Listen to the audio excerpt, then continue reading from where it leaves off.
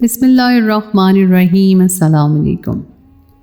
ایک شخص نے نشے کی حالت میں جب اپنی بیوی کے سامنے اپنی 10 سالہ بیٹی اور بیٹے سے بدفعلی کر دی تو پھر اس شخص کے ساتھ کیا واقعہ پیش آیا، یہ سن کر آپ کی روح لرز جائے گی۔ میں سوچ بھی نہیں سکتی تھی کہ رات کے اندھیرے میں میرا شوہر میرے ہی بچوں کے ساتھ ایسی گندی حرکت بھی کر سکتا ہے۔ جو کچھ میں نے اپنی آنکھوں سے دیکھا تھا، اسے دیکھنے کے بعد کسی صفائی، کسی سوال جواب کی کوئی ضرورت نہیں تھی۔ میرے اندر ایک آگ سلگ اٹھی تھی جو اتنی آسانی سے نہیں بجھ سکتی تھی، اور پھر جو کچھ ہوا وہ جان کر آپ کے رونگٹے کھڑے ہو جائیں گے۔ یہ سردیوں کی راتیں تھیں اور رات کے کوئی 2 بج رہے تھے۔ میں نیند سے ہڑبڑا کر اٹھی تھی کیونکہ میری بیٹی کے کمرے سے آتی چیخوں کی آواز نے مجھے دہلا کر رکھ دیا تھا۔ اتنی رات کہے رخسانہ کو کیا ہوا تھا، مجھے سمجھ ہی نہیں آیا۔ جیسے ہی میں بستر سے اٹھی تو برابر میں میرا شوہر اکرم موجود نہیں تھا۔ اتنی رات کے اکرم کا میرے بستر پر نہ ہونا اور رخسانہ کی دل دہلا دینے والی چیخوں نے میرے ہوش اڑا کر رکھ دیے تھے۔ پہلا خیال مجھے یہی آیا، کہیں گھر میں کوئی چور تو نہیں گھس آئے۔ اکرم تو اکثر رات کے نشے میں ہوتے تھے، اس لیے ان کا ہونا نہ ہونا میرے لیے برابر تھا۔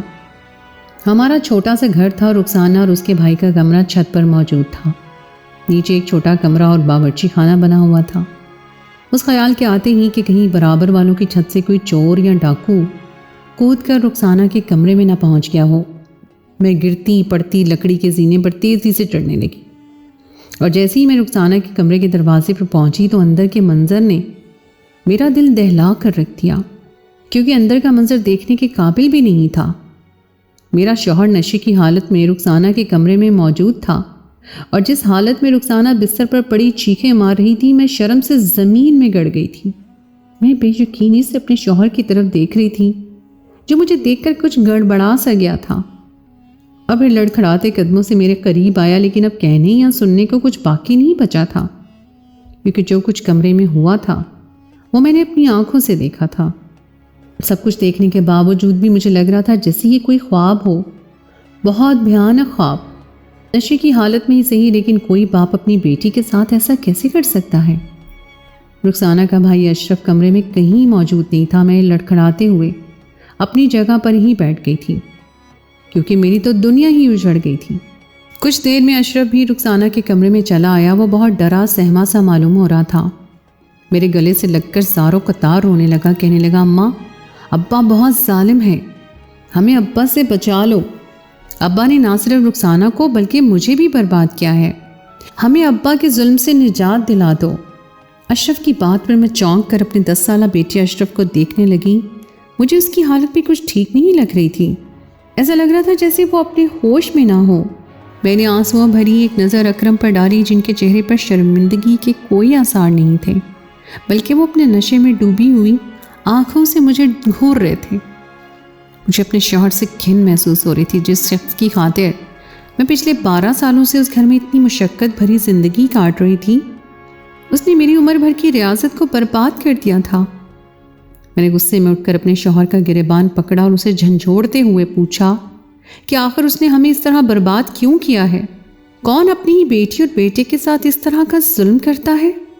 اکرم نے دھکا دے کر مجھے خود سے الگ کیا اور کہنے لگے، بدذات عورت، تیری ہمت بھی کیسے ہوئی مجھے ہاتھ لگانے کی؟ میں نے تجھ جیسی عورت آج تک نہیں دیکھی، تجھے اپنے شوہر کا ذرا بھی لحاظ نہیں ہے؟ ہمیشہ کی طرح اکرم اپنی گندی زبان پر اتر آئے تھے۔ وہ جب بھی نشے میں ہوتے انہیں اپنے لفظوں اور اپنے جملوں کا بھی احساس نہیں ہوتا تھا، اور اسی بات پر مجھے شدید غصہ آ گیا تھا۔ بجائے اس کے کہ وہ اپنا گناہ قبول کرتے، جو کچھ انہوں نے اپنی بیٹی اور بیٹے کے ساتھ کیا تھا اس پر شرمندہ ہوتے، وہ الٹا مجھ پر چلا رہے تھے۔ رخسانہ اپنے آپ کو چادر میں لپیٹ چکی تھی۔ میں نے اسے سینے سے لگایا اور روتی ہوئی رخسانہ کو تسلی دیتی کہ اس کی ماں ہمیشہ اس کے ساتھ موجود ہے۔ رخسانہ بری طرح رو رہی تھی اور کانپتے ہوئے کہہ رہی تھی کہ اماں، ابا نے میرے ساتھ بہت برا کیا ہے، ابا کا ظلم میں کبھی نہیں بھول سکتی۔ ابا نے نشے کی حالت میں نے جلدی سے رخسانہ کے ہونٹوں پہ ہاتھ رکھ دیا، کیونکہ اس سے آگے کچھ بھی سننے کی مجھ میں ہمت نہیں تھی، اور میں نہیں چاہتی تھی کہ یہ بات اس 4 دیواری سے باہر نکلے۔ اکرم واپس گرتے پڑتے نیچے چلے گئے تھے۔ پتہ نہیں وہ رخسانہ کے بارے میں کیا کیا مغلظات بک رہے تھے ان کے منہ سے ادا ہونے والے لفظ سن کر۔ ایسا لگ ہی نہیں رہا تھا کہ رخسانہ ان کا اپنا خون ہے۔ میں نے بہت مشکل سے رخسانہ کو اور اکرم کو سنبھالا تھا۔ میں نے اشرف کو بہن کا خیال رکھنے کی تاکید کی اور ان دونوں کو اوپر کمرے میں چھوڑ کر نیچے چلی آئی تھی، جہاں اکرم بستر پر بہت آرام سے لیٹے ہوئے تھے۔ یا شاید نشے کا اثر تھا کہ وہ اپنے آپ پر قابو نہیں پا رہے تھے۔ ان کی شکل پر کچھ دیر پہلے والی درندگی کے تاثرات تک نظر نہیں آ رہے تھے۔ میں جیسے ہی ان کے سر پر جا کر کھڑی ہوئی تو مجھے دیکھ کر کہنے لگے، رخسانہ اب جوان ہو رہی ہے، تجھے ذرا تو احساس ہونا چاہیے کہ جوان بیٹی کو گھر میں کس طرح رکھتے ہیں۔ آج جو کچھ بھی ہوا ہے اس میں صرف تیری غلطی ہے۔ ان کے چہرے کے تاثرات بہت عجیب تھے، مجھے سمجھ ہی نہیں آ رہا تھا کہ وہ کہنا کیا چاہتے ہیں۔ اکرم کی بات سن کر میں دنگ رہ گئی تھی۔ انہیں اپنی 10-11 سال کی بیٹی جوان معلوم ہو رہی تھی اور خود ان سے اپنا کردار سنبھالا نہیں جا رہا تھا، اور غلط وہ مجھے کہہ رہے تھے۔ ہر رات ہی وہ نشہ کر کے گھر آتے تھے اور انہیں دنیا کا ہوش تک نہیں ہوتا تھا، لیکن برائی نہیں مجھ میں اور انہیں بچوں میں نظر آتی تھی۔ میں نے غصے میں کہا کہ رخسانہ صرف 11 سال کی ہے، میں اس پر کیا پابندیاں لگاؤں؟ پابند تو اپنے نفس کا آپ کو ہونا چاہیے۔ آپ نے کس طرح اپنی بیٹی کے ساتھ ہی شراب کے نشے میں ہی صحیح، لیکن آپ اتنا کیسے گر سکتے ہیں؟ ایک جانور کو بھی اپنی اولاد کا احساس ہوتا ہے، لیکن آپ تو جانوروں سے بھی بدتر نکلے۔ میری بات سن کر اکرم غصے میں بستر سے اٹھ کھڑے ہوئے اور کہنے لگے، خبردار جو تو نے میرے کردار کے حوالے سے کوئی بات کی، اپنی بیٹی تجھ سے سنبھالی نہیں جا رہی اور تم مجھے برا بھلا کہہ رہی ہے۔ میں نے جو کچھ کیا ہے بالکل ٹھیک کیا ہے۔ تو اور تیری بیٹی اس سے قابل ہیں۔ آج تو میں نے اسے چھوڑ دیا ہے، لیکن آئندہ اسے نہیں چھوڑوں گا، بلکہ آخری حد تک جاؤں گا۔ تجھے کیا پتا تیری اولاد کے لچھن کیسے ہیں؟ یہ کہہ کر نشے میں جھولتے اکرم گھر سے نکل گئے، لیکن میرا دل دہل گیا۔ میں سوچ بھی نہیں سکتی تھی کہ میرا شوہر اس حد تک گر جائے گا کہ اپنے منہ سے اپنی گندگی کا اقرار کرے گا، اور اسے ہرگز بھی اپنے عمل پر کوئی پچھتاوا نہیں تھا۔ اکرم کی باتوں نے مجھے ڈرا دیا تھا۔ وہ آئندہ اس سے بھی زیادہ آگے بڑھنے کی بات کر رہے تھے، اور نشے کی حالت میں تو وہ ایسا کر بھی سکتے تھے۔ جو کچھ آج ہوا تھا اس نے میری جان نکال دی تھی، اس سے آگے میں سوچ بھی نہیں سکتی تھی۔ اس لیے میں نے مزید فیصلہ کیا کہ اب میں اور میرے بچے اکرم کا ستم برداشت نہیں کریں گے۔ میں بستر پر ڈھہ گئی تھی اور میری آنکھوں سے آنسو ٹپک رہے تھے۔ میری اور اکرم کی شادی کو 12 سال ہونے والے تھے، اور یہ 12 سال بہت مشکل سے گزرے تھے۔ ہر دن ایک اذیت کی طرح تھا، کیونکہ اکرم کی ذہنیت مجھے بیمار معلوم ہوتی تھی۔ میرا تعلق ایک غریب گھرانے سے تھا۔ میرے ماں باپ نے 10 بچے پیدا تو کر لیے تھے، لیکن انہیں پالنے، ان کی تربیت اور پرورش کرنے کا انہیں وقت ہی نہیں تھا، اور نہ ہی گھر کے حالات اچھے تھے۔ اس لیے جب میں 14 سال کی ہوئی تو میرے ابا نے آنکھیں بند کر کے مجھے اکرم کے ساتھ رخصت کر دیا۔ وہ اپنے فرض سے سبکدوش ہو گئے، بنا یہ جانے کہ اکرم کس قسم کا انسان ہے اور میری آنے والی زندگی پہ کیا اثر پڑنے والا ہے۔ شادی کے دوسرے تیسرے روز سے ہی میرے اور اکرم کے جھگڑے شروع ہو گئے تھے۔ میں بہت زیادہ خوبصورت اور جوان تھی، جبکہ اکرم کی عمر کوئی 30 سال کے قریب تھی۔ وہ سلونی سی رنگت والے انسان تھے جنہیں میرے کردار پر ہمیشہ شک رہتا تھا۔ ان کے خاندان کے سارے ہی مرد اور لڑکے میرے آگے پیچھے بھنورے کی طرح منڈلاتے تھے، اور اکرم کو لگتا تھا کہ میرا ہی کردار ٹھیک نہیں ہے۔ آہستہ آہستہ اکرم نے مجھے سب سے دور کر دیا تھا۔ سب سے ملنا جلنا، گھر سے باہر نکلنا، سب کچھ بند ہو گیا تھا۔ میں 4 دیواری میں اکرم کے ساتھ قید ہو کر رہ گئی تھی، اور شادی کے 2 سالوں میں ہی میں 2 بچوں کی ماں بھی بن گئی تھی۔ مجھے لگتا تھا کہ بچے ہونے کے بعد سب کچھ ٹھیک ہو جائے گا، لیکن کچھ بھی ٹھیک نہیں ہوا تھا۔ میرے اور اکرم کے درمیان جھگڑے بڑھتے ہی جا رہے تھے۔ اکرم کو میری بہت سی باتوں سے اختلاف رہنے لگا تھا۔ انہیں لگتا تھا کہ میں بچوں کی ٹھیک سے تربیت نہیں کر رہی ہوں، اور نہ ہی مجھے بچوں کا خیال رکھنا آتا ہے۔ میری ذرا سی بھی لاپرواہی اکرم کو برداشت نہیں ہوتی تھی۔ وہ چاہتے تھے کہ میں ہر وقت گھر اور بچوں پر توجہ دوں، اور یہ بات مجھ پر گراں گزرتی تھی۔ میرے اپنے کھیلنے کودنے کے دن تھے، اور مجھ پر 2 بچوں کی ذمہ داری آ گئی تھی۔ اکرم کا چچا زاد بھائی شہزاد ہمارے گھر کے بہت چکر لگایا کرتا تھا، اور خاص کر وہ اکرم کی غیر موجودگی میں آتا تھا، اور اکرم کو جب بھی اس کے آنے کا پتہ چلتا تو وہ مجھ پر ہاتھ اٹھاتے، مار پیٹ کرتے۔ انہیں لگتا تھا کہ میں ہی ہوں جو شہزاد کو اس گھر کا راستہ دکھاتی ہوں، جبکہ میں نے کبھی شہزاد کو گھر آنے کا نہیں کہا تھا۔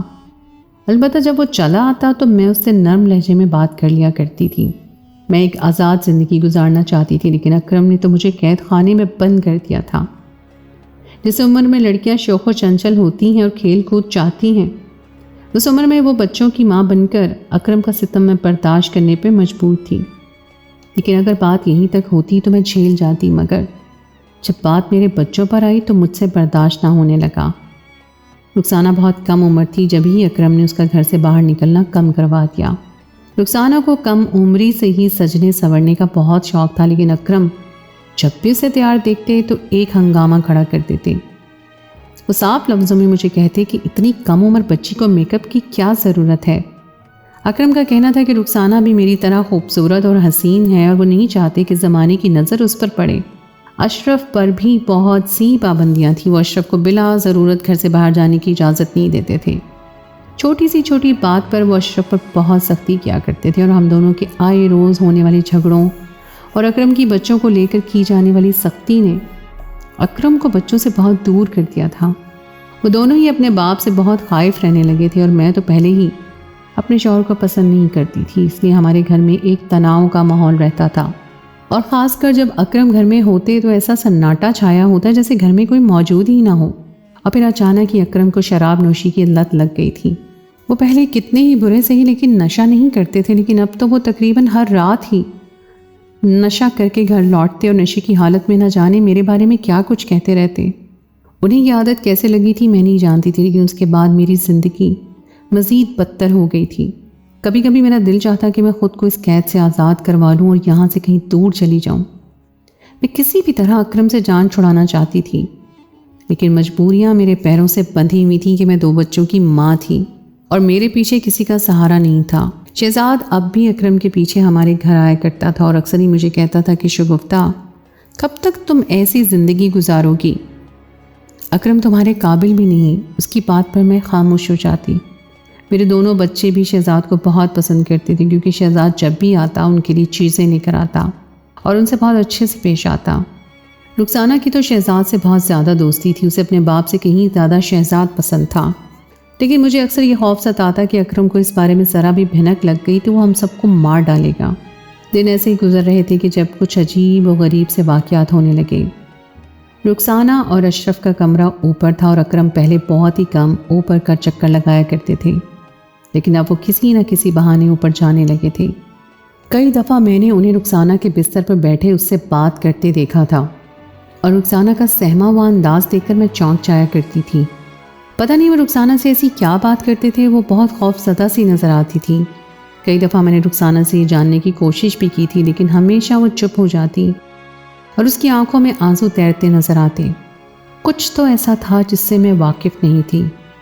اکرم کا انداز بھی بہت بدل گیا تھا۔ وہ ہر وقت رخسانہ اور اشرف کو گہری نگاہوں سے دیکھتے، رخسانہ کی چھوٹی سے چھوٹی بات پر نظر رکھتے اور اسے بہانے سے اپنے پاس بلا کر نہ جانے اسے کیا بات کرتے۔ میں یہی سوچ کر خاموش ہو جاتی کہ آج نہیں تو کل میرے بچے خود ہی مجھے بتا دیں گے کہ ان کے اور ان کے باپ کے درمیان کیا چل رہا ہے۔ لیکن مجھے کیا معلوم تھا کہ میرے شوہر کی نیت میں کیا فطور ہے۔ رات گئے جب میری 10 سالہ بیٹی کے کمرے سے چیخوں کی آواز پر میں اوپر گئی تو یہ دیکھ کر میری جان نکل گئی تھی کہ وہ نیم برہنہ سی حالت میں کمرے میں کھڑی تھی اور اکرم اس کے ساتھ ہی موجود تھے۔ بستر کی چادر پر پڑی سلوٹیں مجھے میری بربادی کی داستان سنا رہی تھی۔ اتنے دنوں سے جو کچھ میرے بچوں اور اس کے باپ کے درمیان چل رہا تھا وہ کھل کر آج میرے سامنے آیا تھا، اور اس بات نے میرے سر پر آسمان گرا دیا تھا۔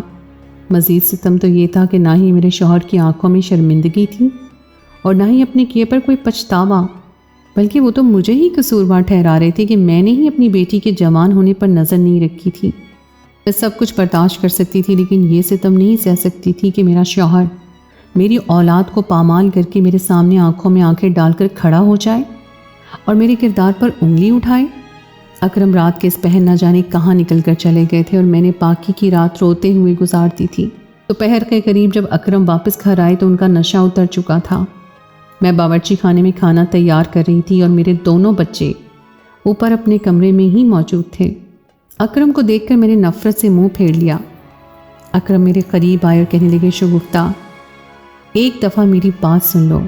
مجھے اپنے شوہر کی ڈھٹائی پر حیرانی ہو رہی تھی جو اب بھی مجھ سے ایسے لہجے میں بات کر رہا تھا۔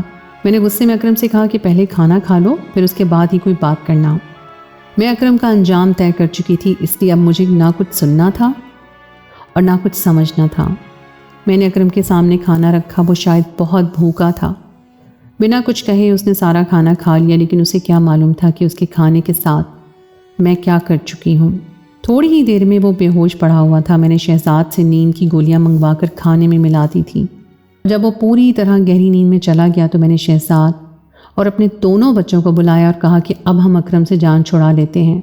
कब तक हम इस जालिम इंसान का सितम बर्दाश्त करेंगे। अकरम एक लंबा चौड़ा मर्द था और उसे मौत के घाट उतारना इतना आसान नहीं था।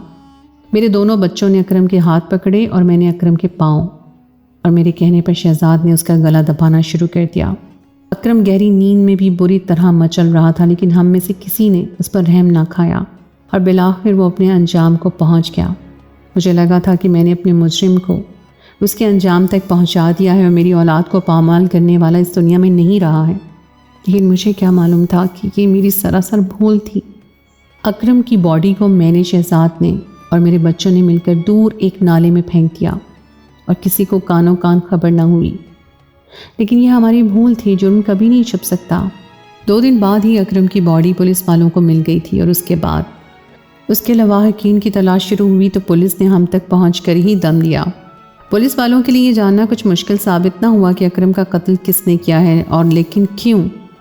ये जानने के लिए पुलिस ने मुझे, मेरे बच्चों और शहजाद को गिरफ्तार कर लिया।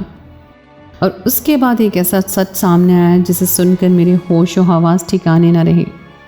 मेरी बेटी रुखसाना से तफ्तीश का आगाज़ हुआ तो उसने एक ऐसे राज से पर्दा उठाया जिससे मैं बिल्कुल नावाकिफ़ थी। रुखसाना बता रही थी कि उस रात जब उसने चीख मारी और मैं छत पर उसके कमरे में पहुंची तो उसका बाप उसके साथ कमरे में ज़रूर खड़ा था, लेकिन उसके बाप ने कुछ गलत नहीं किया था, बल्कि रुखसाना का इतनी कम उम्री में ही गली के किसी लड़के के साथ चक्कर चल रहा था और वो लड़का उससे आधी रात को मिलने के लिए आया हुआ था। रुखसाना के इस लड़के के साथ नाजायज़ ताल्लुकात थे और इस बात का इल्म अकरम को हो चुका था। अकरम ने पहले प्यार, मोहब्बत और सख्ती से रुखसाना को समझाने की कोशिश की, लेकिन रुखसाना बाज न आई और उस रात अकरम ने उन दोनों को रंगे हाथों पकड़ लिया। वो लड़का तो जैसे तैसे फरार हो गया, लेकिन रुखसाना उसी हालत में कमरे में खड़ी रह गई और अकरम ने मारने के लिए उस पर हाथ उठाया तो रुखसाना खौफज़दा होकर चीखने लगी और मैं उसके कमरे में पहुंच गई। मेरे दिल में अकरम के लिए पहले ही बहुत नफरत थी, इसलिए ये मंजर देखकर मैंने अकरम को मुजरिम मान लिया, जबकि अकरम का कोई कसूर नहीं था। डर के मारे रुखसाना ने भी मुझे सच ना बताया और मेरा बेटा, वो तो पहले ही अकरम से पाबंदियों की वजह से नफरत करता था, इसलिए उसने भी अपनी बहन का साथ दिया। मैं यही समझती रही कि नशे की हालत में अकरम ने अपने बच्चों के साथ बदकारी की है, लेकिन ऐसा कुछ नहीं था। तफ्तीश पूरी होने पर पता चला कि अकरम को नशे की लत शहजाद ने लगाई थी, क्योंकि उसकी नज़र मुझ पर थी और वही अकरम को मेरे खिलाफ उकसाता रहता था, जिसकी वजह से सारे घर में झगड़े रहते थे।